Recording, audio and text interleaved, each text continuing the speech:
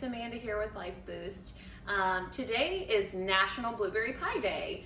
So in honor of the day, we are going to make a very delicious yet very simple blueberry cold brew. In order to prepare that, we will need to make our cold brew in advance. I, of course, wanted to take advantage of this blueberry day and used our cinnamon blueberry crumble to make my cold brew. I did 1 cup of the blueberry cinnamon crumble to 4 cups of water. Let that brew for 24 hours. Took that mixture, put it through the coffee strainer, or if you have a cold brew maker, you just take that out. Use that concentrated liquid at the bottom, and that is going to be the key ingredient for our cold brew recipe. Okay, in addition to this, we're going to make a simple blueberry syrup for our blueberry cinnamon crumble cold brew. To make the syrup, we will need a sweetener. My sweetener of choice is a monk fruit blend, 0 calories, 0 sugar. Also does not spike your blood sugar levels or send you into a crash. It's a natural sweetener, so it's a good choice. I am going to use a 1/4 cup of this. However, you can adjust to your taste buds. If you need it to be a little bit sweeter, add a little bit more. If you need it less, go for it. This is your own. You, of course, are going to need blueberries. I have 2 cups of washed and prepared blueberries for this recipe that we will be using. You'll also need a milk of choice. The milk that I am going to use is an unsweetened vanilla almond milk because I think that almonds and blueberries just go together. That sounds delicious, and who doesn't love vanilla in any kind of cold brew? You will need a little bit of water, some ice, and then whatever topping choice you might want for your cold brew. If you want a whipped topping, go for it. If you want to sprinkle on some slivered almonds or something, go for that. Whatever your choice is.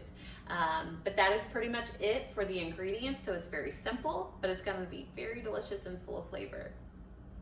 Okay, so what we're doing first is we're going to throw those 2 cups of blueberries and our 1/2 cup of water into our blender and go ahead and blend that up really nice.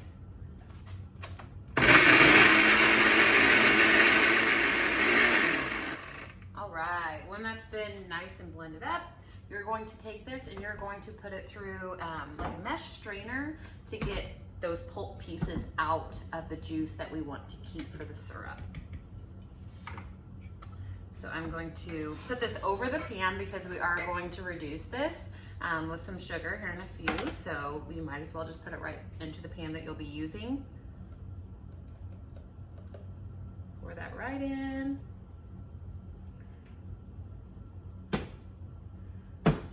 I have just a rubber spatula that I'm gonna kind of push it through a little bit to help get that through.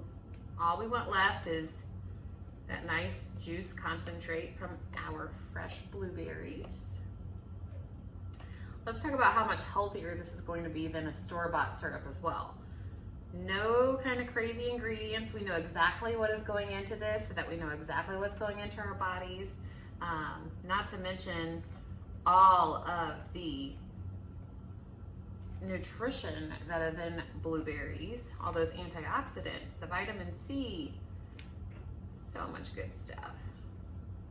All right, I have almost all of this through. This is working perfectly. And as you can see, I have all this pulp and skin left. I guess it would be skin, right? The skin of the blueberries. Okay, take our sweetener, mix it into the juice that we had made. We're going to put this on about medium-high.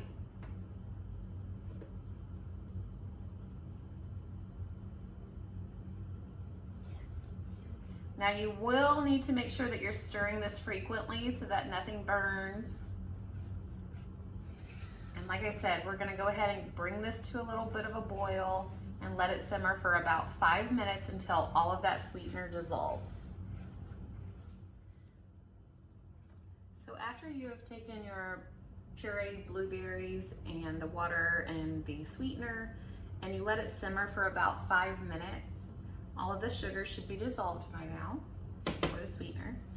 and you'll get this beautiful, rich syrup that's left over. It's so pretty and it smells so good. I can't wait to use this on our cold brew. But you will want to transfer this into the container that you're going to be storing it into. It can stay in the refrigerator for up to 2 weeks in an airtight container. So I'm just going to use another mason jar. Before we can use it for our recipe, obviously we want it to cool down to room temperature. If you are going to just store it directly into the refrigerator for later use, you still should let it cool down to room temperature before you store it. Okay, I have transferred over my syrup to my mason jar to store. I wish that the camera could actually pick up on how rich this color is, and it smells so good.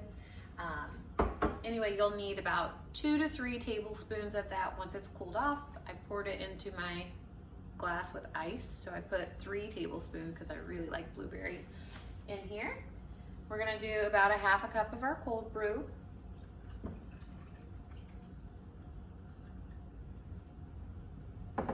And then top off the rest with your milk choice. Like I said, I'm using an unsweetened vanilla almond milk. I may have put a little too much ice in this one. And then you're just going to mix this up.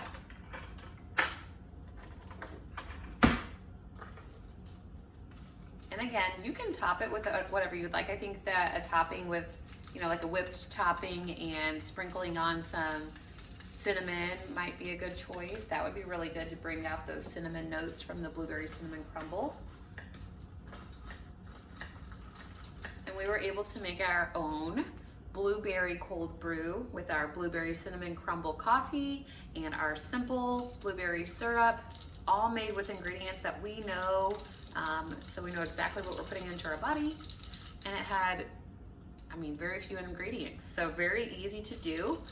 It does take some time to dissolve the sugars to prepare the cold brew, but other than that, very simple.